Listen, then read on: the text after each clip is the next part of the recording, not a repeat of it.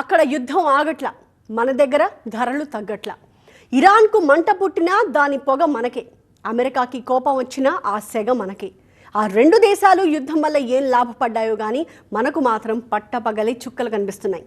ఆ యుద్ధం ఆపడం మన చేతుల్లో లేదు, ఇంకా చెప్పాలంటే ప్రపంచ దేశాల చేతుల్లోనే లేదు. ప్రస్తుతం పశ్చిమాసియా మంటలు చల్లారట్లేదు, కానీ ఆ సెగకు సగటు జీవితం కరిగిపోతోంది. అసలు ఆ యుద్ధం దెబ్బకి మనం ఎలా రోస్ట్ అయిపోతున్నామో తెలుసుకుందాం ఇవాల్టి బర్నింగ్ టాపిక్లో.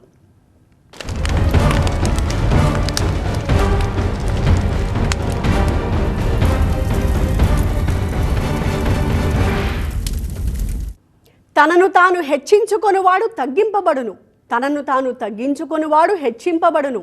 ఈ నీతి అమెరికా ఇరాన్లకు తెలియవా? తెలుసు, కానీ తగ్గరు. తగ్గితే ఇంకా తగ్గింపబడతామన్న భయంతో తగ్గేదే లేదంటూ హెచ్చులకు పోతూ ఒకరిపై ఒకరు హెచ్చరికలు చేసుకుంటూ ప్రపంచాన్ని ప్రమాదంలోకి నెట్టేస్తున్నారు. యుద్ధం లేదు, కానీ ఉద్రిక్తతలు ఇలాగే కొనసాగితే మాత్రం రాబోయే రోజులు ఎలా మారతాయో తెలుసా? ఇప్పుడు చిల్లరతో కొనే వస్తువులు రేపు నోట్ల కట్టలు పెట్టి కొనుక్కోవాల్సి వస్తుంది. ఇందు మూలముగా 50 మంది భారత ప్రజలకు తెలియజేయడం ఏమనగా, జేబులు ఎంత గట్టిగా కుట్టించుకున్నా కుట్లోడిపోయే రోజులు రాబోతున్నాయి. బీరువా బిగాలు ఎంత బరువుగా బిగించుకున్నా లూజ్ అయ్యే రోజులు ముందున్నాయి. బ్యాంకు ఖాతాల్లో వాల్యూమ్ ఎంత నిండుగా ఉన్నా నిండుకునే రోజులు ఆన్ ద వే. రెడీగా ఉండండి. ఆల్రెడీ గ్యాస్ బండ పెద్ద గుది బండై కూర్చుంది. ఇంకా ముందు పెట్రోల్ మంటలంటుకోబోతున్నాయి.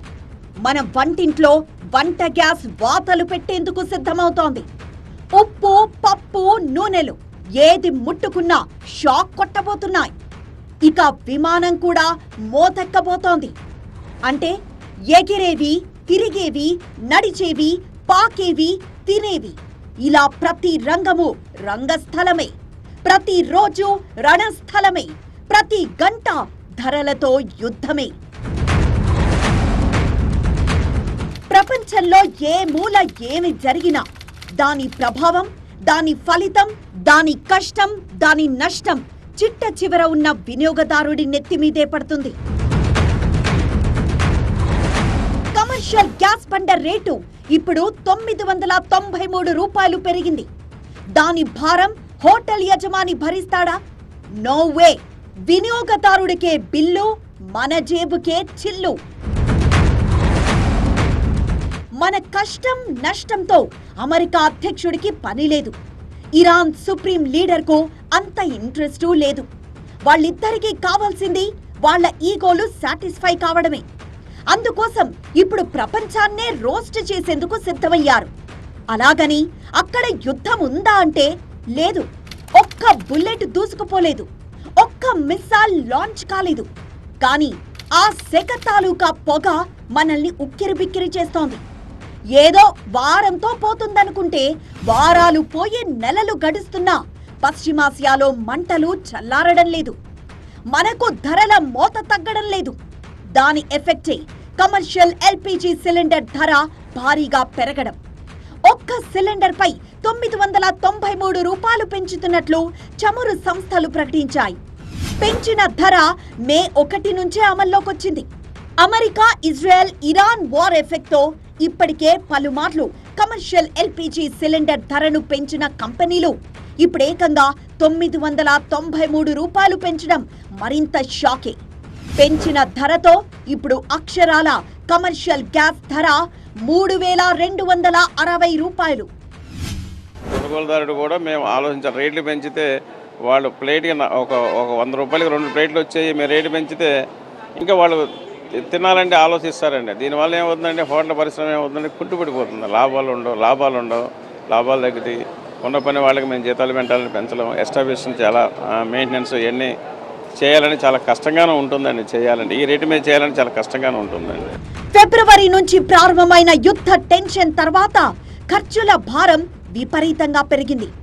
ఫుడ్ సర్వీస్ ఇండస్ట్రీలో ఇప్పుడున్న అతిపెద్ద ప్రెషర్ పాయింట్ కమర్షియల్ ఎల్పీజీ. ఒక రకంగా కిచెన్ కు హాట్.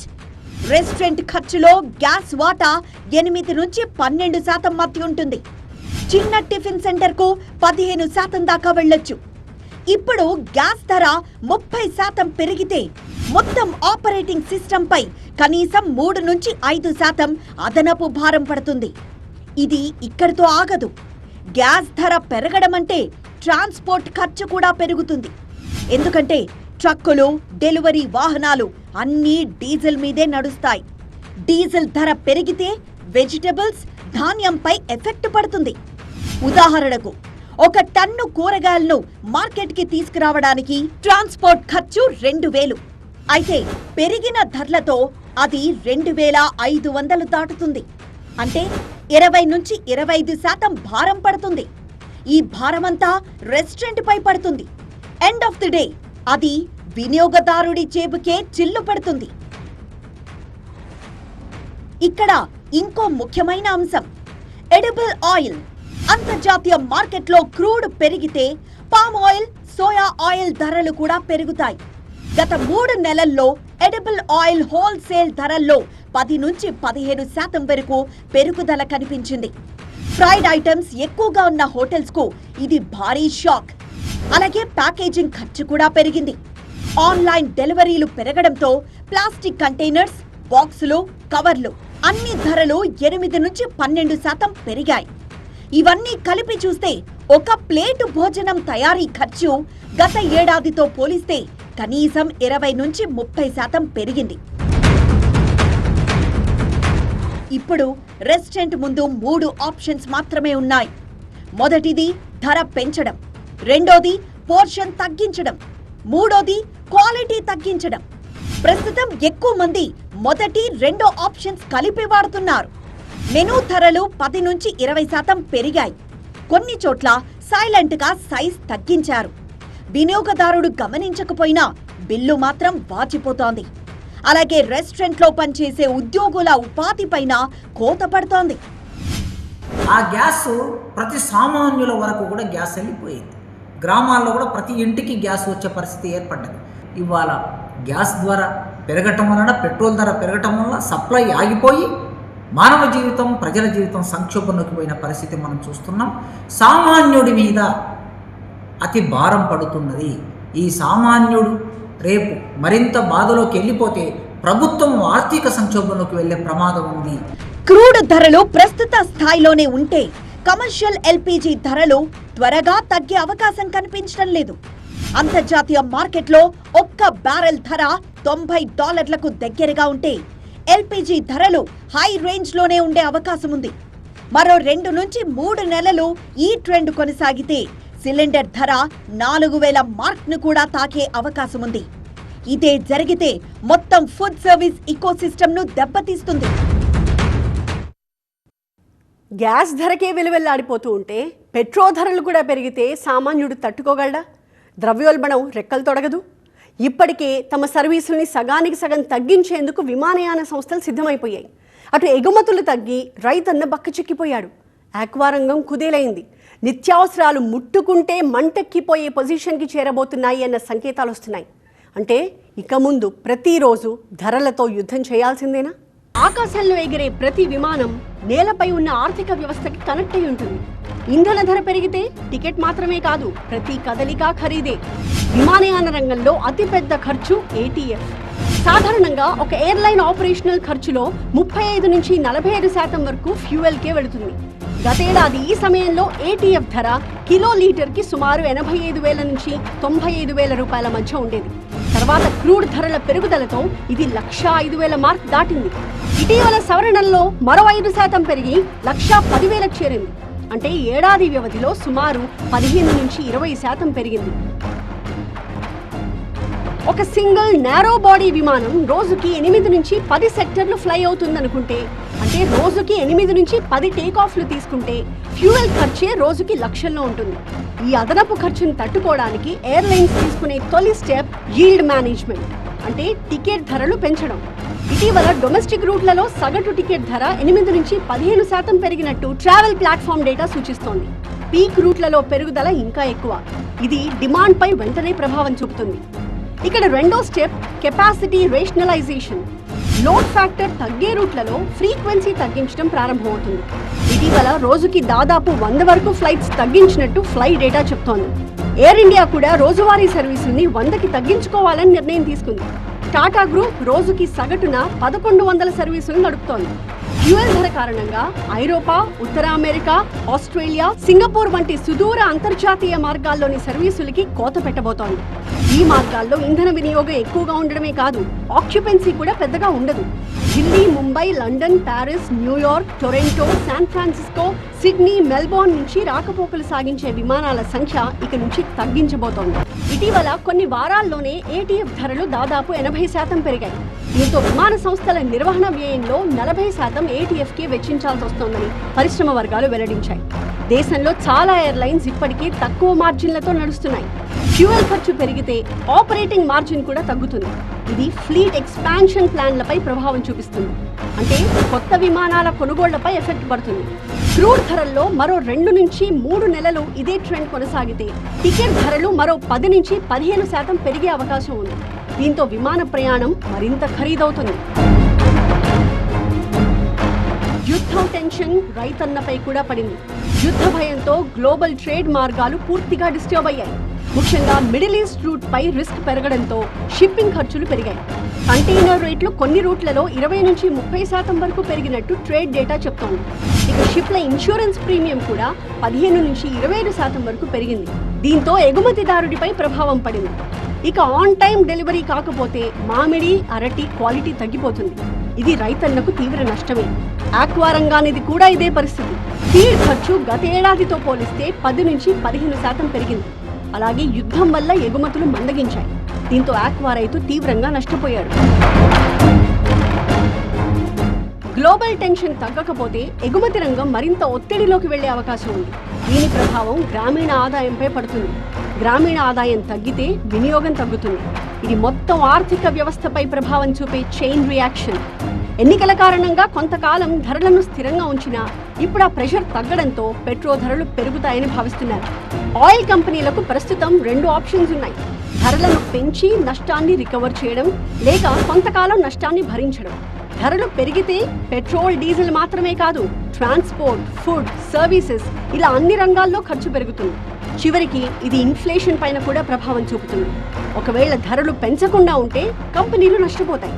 దీని భారం చివరికి ఫిస్కల్ మీద పడుతుంది. అది పన్నుల రూపంలో తిరిగి ప్రజలపైనే పడుతుంది. అంటే తగ్గినా తగ్గకపోయినా చివరికి వినియోగదారుడే బలి. అక్కడ యుద్ధం, ఇక్కడ ఖర్చుల భారం. అక్కడ షిప్లు ఆగిపోతే మన దగ్గర ధరలు పరుగులు పెడుతున్నాయి. అయినా సరే మన భారత ఎకానమీ స్టేబుల్గా ఉంది. షిప్లు ఆగినా పెట్రోల్ సరఫరా ఆగలేదు. మరి మన ఆర్థిక శక్తిది బలుపా వాపా? ఆర్బీఐ చెబుతున్న చేదు నిజమేంటి? యుద్ధ పరిస్థితులు కొనసాగితే ఆ ఒత్తిడిని మన ఎకానమీ ఎంతకాలం తట్టుకోగలదు?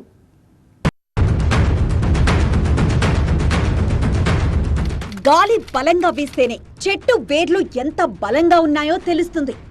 మన భారత ఆర్థిక వ్యవస్థ కూడా అంతే. ఇంత క్లిష్ట పరిస్థితుల్లో కూడా స్టేబుల్గా ఉంది. కారణం దేశీయ మార్కెట్ బలంగా ఉండడం. కానీ పశ్చిమాసియా ఉద్రిక్తతలతో సరఫరా చైన్ తెగింది. ఇంపోర్టు ధరలు పెరగడంతో మన ఎకానమీ కొత్త సవాళ్లను ఎదుర్కోవాల్సి వస్తోంది. భారత ఆర్థిక వ్యవస్థపై ఒత్తిడి ఉన్నా ఓవర్కమ్ అయ్యే సత్తా మనకుందని లేటెస్ట్ బులెటిన్లో రిజర్వ్ బ్యాంక్ ఆఫ్ ఇండియా తెలిపింది. కానీ మున్ముందు పశ్చిమాసియా పరిస్థితులు చక్కబడకుంటే ఒత్తిడి తప్పదని హెచ్చరిస్తోంది. ముఖ్యంగా హర్మూజ్ దగ్గర షిప్ రాకపోకలు దాదాపు క్లోజ్ కావడంతో గ్లోబల్ సరఫరా చైన్ పై తీవ్ర ప్రభావం పడింది. ఈ పరిస్థితి ఎంతకాలం కొనసాగుతుందో, ఎంత తీవ్రంగా ఉంటుందో అన్న దానిపైనే మన ఆర్థిక వృద్ధి ఆధారపడి ఉందంటోంది ఆర్బీఐ. మార్చి నెలలో పలు భారత్ షిప్లు హర్మూజ్ దగ్గర బ్లాక్ కావడంతో ఎనర్జీ, ఎరువుల ధరలు పెరిగాయి. వరల్డ్ బ్యాంక్ కమోడిటీ ధరల సూచి భారీగా పెరిగాయి. అయినా భారత్ ఇప్పటి వరకు తట్టుకొని నిలబడగలిగింది. External debt to GDP, IIP to GDP, debt service రేషియోలు డిసెంబర్ 2025 నాటికి కంట్రోల్లోనే ఉన్నాయి.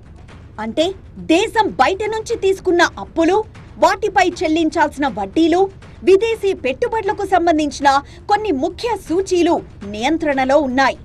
ప్రమాద స్థాయికి చేరలేదు అని ఆర్బీఐ చెబుతోంది. నేటి వరకు కేంద్ర ప్రభుత్వం పెట్రోల్ ధరలు పెంచకుండా ఉంచినప్పటికి కూడా ఇప్పుడు తప్పని పరిస్థితుల్లో పెంచడానికి అవకాశం కనబడతా ఉంది. భారత ప్రభుత్వం పెంచమని అనేక ప్రకటనలు చేస్తున్నప్పటికి కూడా అంతర్జాతీయంగా ఆర్థికంగా వస్తున్న ఒడిదొడుకులను సమర్థంగా ఎదుర్కోవాలంటే కొంత ఆర్థిక భారం ప్రజలపై మోపాల్సిన పరిస్థితి స్పష్టంగా కనబడతా ఉంది. అలాగే విదేశీ మారక నిల్వలు కూడా బలంగా ఉండడంతో 11 నెలల దిగుమతులను కవర్ చేయగలిగాము. అయితే యుద్ధ ప్రభావం ఫినాన్షియల్ మార్కెట్లపై తీవ్రంగా పడింది. గ్లోబల్ మార్కెట్లు పడిపోవడంతో భారత ఈక్విటీ మార్కెట్లు కూడా ఒత్తిడిలో పడ్డాయి. మార్చిలో విదేశీ పోర్ట్ఫోలియో ఇన్వెస్టర్లు భారీగా అమ్మకాలు జరపగా ఏప్రిల్లో తాత్కాలిక సీజ్ఫైర్, క్రూడ్ ధరల తగ్గుదలలో కొంత ఉపశమనం కలిగింది. రూపాయి కూడా ఈ కాలంలో డాలర్తో పోలిస్తే బలహీనపడింది. అయితే ఆర్బీఐ చర్యలు, అమెరికా, ఇరాన్ మధ్య సీజ్ఫైర్ కారణంగా ఏప్రిల్లో ఒత్తిడి కొంత తగ్గింది. అయితే కొన్ని రంగాల్లో మిశ్రమ ఫలితాలు రావడంతో ఖర్చులు భారీగా పెరిగాయి. ప్రస్తుతం తట్టుకోగలిగిన ముందు ముందు ఇబ్బందికర పరిస్థితులు తలెత్తవచ్చని ఆర్బీఐ ఆందోళన వ్యక్తం చేసింది. అంతకుముందు పెట్రోలియం ప్రైసెస్ తక్కువ రేట్లో ఉన్నప్పటికి కూడా అంతర్జాతీయ మార్కెట్లో ఇక్కడ తగ్గించలేదు, గణనీయంగా తగ్గించలేదు అన్నటువంటి అభిప్రాయం చాలామంది ప్రజల్లో ఉంది. సో దీనివలన ఏంటంటే ప్రభుత్వ రంగ సంస్థలు అన్నటువంటి 5 ఆయిల్ కంపెనీలు అవి విరివిగా లాభాలను సంపాదించాయి అంతకుముందు. సో ఆ లాభాల నుంచి కొంతమేర వాళ్ళు సర్దుబాటు చేసుకునే ఆ రిజర్వ్స్లో నుంచి వాళ్ళు ఆర్జించినటువంటి రిజర్వ్స్ ఏవైతే ఉంటాయో వాటి నుంచి కొంత సర్దుబాటు చేసే విధంగా కూడా ప్రభుత్వం ఆలోచించవచ్చు. అయితే బయటి ఒత్తిడిలు కొనసాగితే మాత్రం కఠిన పరీక్ష తప్పదంటోంది ఆర్బీఐ. ఆ ప్రెషర్ దేశ ఆర్థిక వ్యవస్థపై పడకూడదంటే పశ్చిమాసియాలో ఉద్రిక్తతలు తక్షణమే తగ్గాలి. లేకుంటే పరిస్థితి మరింత ప్రమాదంలో పడ్డం ఖాయమంటోంది ఆర్బీఐ. ఆర్బీఐ అంచనా ప్రకారం ప్రస్తుతానికైతే మన ఆర్థిక వృద్ధికి ఢోకా లేదు, ద్రవ్యోల్బణం కంట్రోల్ తప్పలేదు. కానీ పరిస్థితులు ఇలానే ఉంటే మాత్రం కంట్రోల్ తప్పిపోయే ప్రమాదం ఉంది అన్నది ఆర్బీఐ చేస్తున్న హెచ్చరిక. మరి రాబోయే రోజుల్లో ఏం జరుగుతుందో చూడాలి. ఇది వాటి బర్నింగ్ టాపిక్. మరొక అంశంతో మళ్ళీ కలుద్దాం. చూస్తూనే ఉండండి TV9.